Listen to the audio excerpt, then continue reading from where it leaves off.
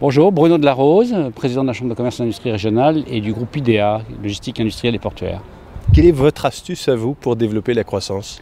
La première astuce, elle n'est pas très nouvelle, c'est d'avoir une vision. C'est-à-dire de savoir précisément où on veut aller. Tant qu'on ne définit pas d'objectif, on a un mal fou ensuite à avoir un cap. Alors en ce qui nous concerne, sur le territoire, mais c'est aussi vrai pour l'entreprise, on a été très impressionnés par tout ce qui concerne la troisième révolution industrielle agricole, et la mutation de nos entreprises, en particulier avec le numérique, les robots, les nanotechnologies.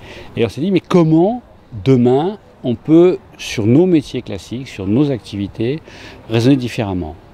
Et c'est vrai pour les chambres comme pour l'entreprise. Raisonner différemment, c'est-à-dire quoi? À quoi on sert? On se fiche de savoir quel métier vous faites, quel statut vous avez, à quoi on sert.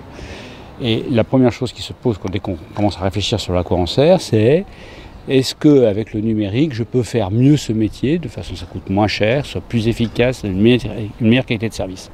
Et c'est la première astuce qu'aujourd'hui je définis, c'est-à-dire de se dire, quand on a une vision claire, et qu'on réinvente les process, qu'on regarde les process de fabrication de nos prestations de services, de nos produits, généralement, on génère de la croissance.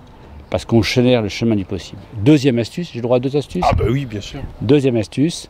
La première, c'est donc se questionner sur le sens, c'est d'abord le de but créer ultime. une vision, c'est de définir une vision, et c'est très difficile de définir. Il y a des entreprises qui n'ont pas de vision, qui n'ont pas d'objectif clair. Je suis toujours très marqué lorsque j'ai mes confrères entrepreneurs, et j'en suis aussi, comme eux, de temps en temps, j'aimerais bien avoir plus de visibilité sur le marché, etc.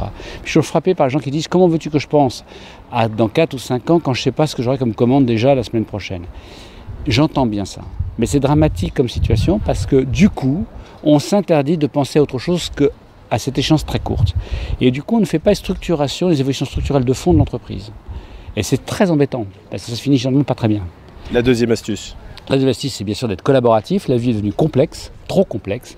Et donc, il faut être capable de s'entourer de gens qui ont des capacités, des capacités complémentaires des vôtres, et donc qui ne sont pas des clones.